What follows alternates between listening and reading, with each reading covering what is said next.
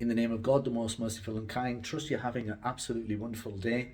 Welcome to today's video, which is extremely special. However, before I tell you about today's special video, because I have a very special guest, is remember to like what you're seeing, subscribe to it, share it right throughout the world as well. Because today I'm at a very special place as well. So for those of you that are from Bradford, you may remember the registry office here, where you registered all the little ones that came from God's treasures and those that also departed the world as well. So this is the old registry office, which was reopened by the Lord Mayor and Lady Mayoress in 1986. It's such a beautiful building with its solid wooden doors and beautiful room. If you were lucky enough to get married in this place, it says no smoking please and the confetti must not be thrown. However, like I said earlier today, I have a very special guest with me as well. She's currently sat on the other side of the camera. So this young lady here, she is called Hooriyah Anjum. So Huria is originally from Rawalpindi in Pakistan, and the family moved to Dublin, Ireland, I understand, around about 2008. And she has been in Bradford and England since when, Huria? Tell the world. 2017, and when I moved from Dublin to England, Bradford. Fabulous. So Huria is the receptionist here at Guardian House. She has been to college here in the UK as well, and I think you did social care. Is that right, Yeah. Huria? Great, yeah. So I want you to tell your audience about your journey from Pakistan. So for those that are not aware of Pakistan, this is your opportunity, Huria, to tell everyone what it is like. Pakistan is a beautiful country. There's no doubt in that. And the town that I come from, Rawalpindi, very beautiful, very free-spirited people, very loving, humbling, and welcoming guests. That's our speciality in Pakistan, as we all know. We love to feed our guests with lots of delicious food. MashaAllah. Yeah, I come from a very big family, very strong woman. My grandmother was a strong woman. When the partition happened, she built everything from scratch in Pakistan. So building everything from scratch. Yeah. Tell the people what that means. My grandmother sewed people's clothes so she can save money to build her house. And my grandfather, he was a mechanical engineer. I'm not too sure about that, but he did.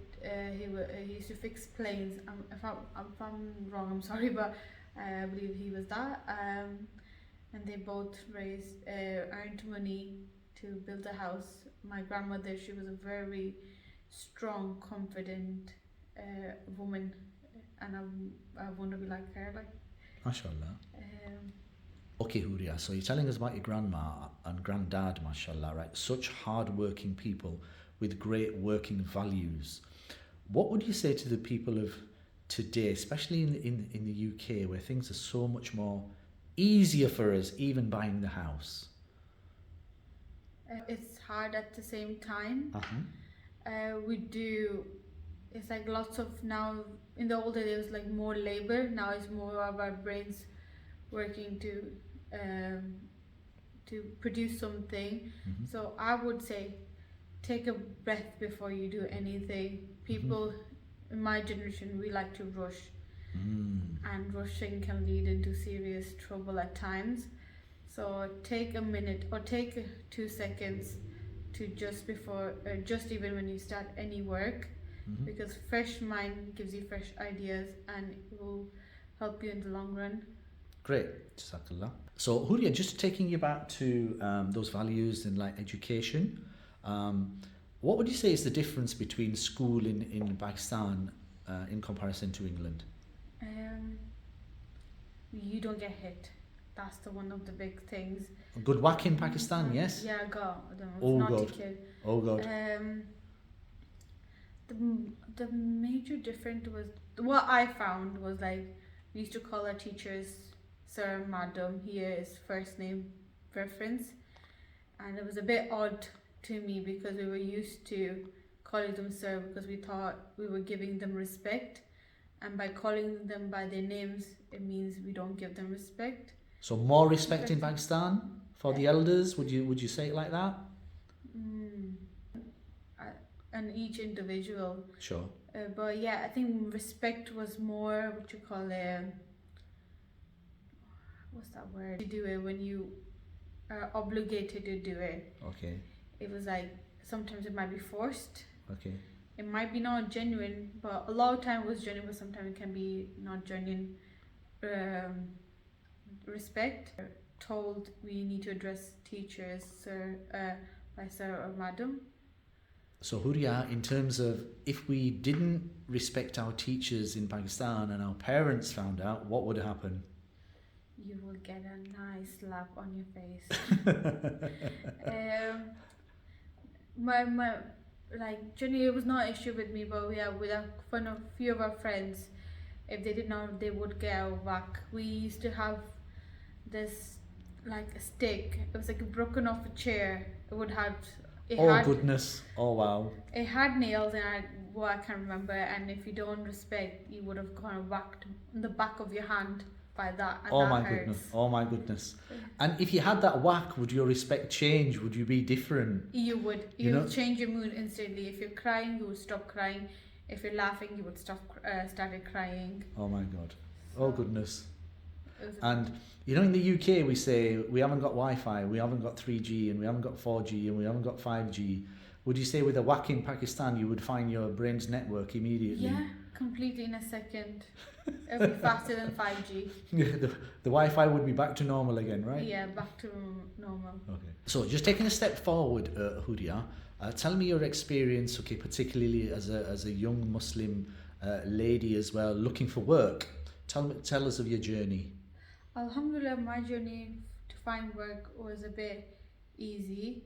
There were challenges across the way, but with Bismillah, everything went away. Alhamdulillah.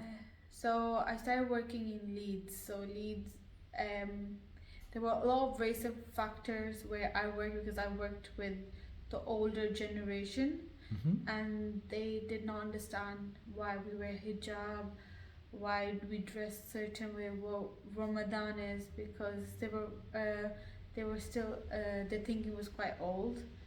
They were quite old schools. So explaining to some and some understanding where I'm coming from and respecting my beliefs was a lot of improvement. It was a good change, and sometimes we used to get clients where they could not understand. We did try to explain to them, but sometimes you need to certain things you need to let go because you can't. Did that make your doing your role, making your job more difficult? Did it put stress on you? What was it like? When I was at work, I never used to let my stress. As being an end of life care worker, I never let my stress show because due to the nature of my job. But it used to take a toll on my mental health because for me, I understand and I respect people's belief in religion, and I used to think if I can respect and I can be happy what they believe in, why they can do the same for me. So it was a bit. Okay. Yeah, it was a bit hard. Great, thank you. So originally you were in Dublin, right? Yes. And then you came to Bradford. Yeah. Okay, compare the cities, compare your experiences. So things like food, things like clothes, amenities, services. Ireland was beautiful. Uh-huh. Lovely people, but there was very less Pakistanis. But it had a beautiful mosque named the Dublin Mosque. It's one of the big mosques in Dublin, where every community used to gather during Eids, Ramadan. That was special, but there was not a lot of halal places. So going out to eat like how we do it here nearly every day, we could not do that. My dad. No 99 pence chicken and chips then, Huria? No, none. That was my first time here. 50. No 99 pence burgers? No. No, oh dear. How much were they, if there were any? £5-6. Okay, so what we get for Euros. 99 pence in Bradford, guys, are you listening? 99p was £5 and £6 over there. No, but like, yeah, burgers, yeah. I got a bit confused. Yeah, no Asian clothes shops. Okay. So I used to get our clothes from Pakistan when somebody used to go get them sent to Ireland. Alright. A lot of white community, so I grew up with white community. So coming here was big shock, like a culture shock. In what way? A culture shock. Okay. I was used to living in Ireland. I was used to living in a white community. Okay. For me, that was my home now, and that was my way. Like, we respect our culture and our religion so much, but moving back, it's like moving to Bradford was like moving back to Pakistan. So like, Really? yeah, it was like, you know, in Pakistan I got a bit more freedom. Like, we used to go to our family, we used to go out, eat, amusement parks, and there was, because it was just home, there was safe. And Bradford, when we came here, it felt a bit safe. Okay. Because we're back with, like, you know, there were a lot more Pakistani people, more halal places, clothes shopping, jewellery. So it was a bit of a nice change and a shock at the same time. And in terms of safety from a individual point of view, have you noticed any differences between Dublin and Bradford for yourself? Yeah. Tell us. In Ireland, I was a bit of careless, so I can walk freely without being judged. Really? But I felt when I moved here that everybody stares. Same thing in Pakistan, everybody stares at you. So I felt a bit like, okay, why are they staring? And then they all want to have a conversation. That I like, with me, I'm a talkative person, so I was fine with that. But here, everybody's welcoming, so everybody want to have a conversation with you. Okay, so that's different. So that's a nice aspect of the city then, right? Okay, great. Advice to Huria. So, advice. 22 years old, mashallah, right? Okay, life experiences. What's your advice to other young people that are perhaps having the same experiences as yours, or sharing experiences like yours? So I would say one thing that you should all guys listen is, like, when you move from a different city or a different country, I mean, never find, that was a bit wrong. So my advice would be is, when you move from a different country, never fall for the wrong crowd. Never look at the coolest person or the populist person and follow their lead. Be your own individual, because you never know who might like it, and if you fall for the wrong crowd, you never know what can you do. Always be true to yourself, true to your deen. Mashallah. That's one of the main thing. And find people friends being yourself, rather than putting a face and finding friends like that. It never works out in the long run. Find friends that you can be comfortable with. You can share your good and your bads. Never go for the cool or popular crowd. Never works out. Thank you, Huria. God bless you. May Allah subhanahu wa ta'ala give you barakah and khair. And thank you for spending some time on the other side of the camera, sharing your experiences. Thank you so much for having me.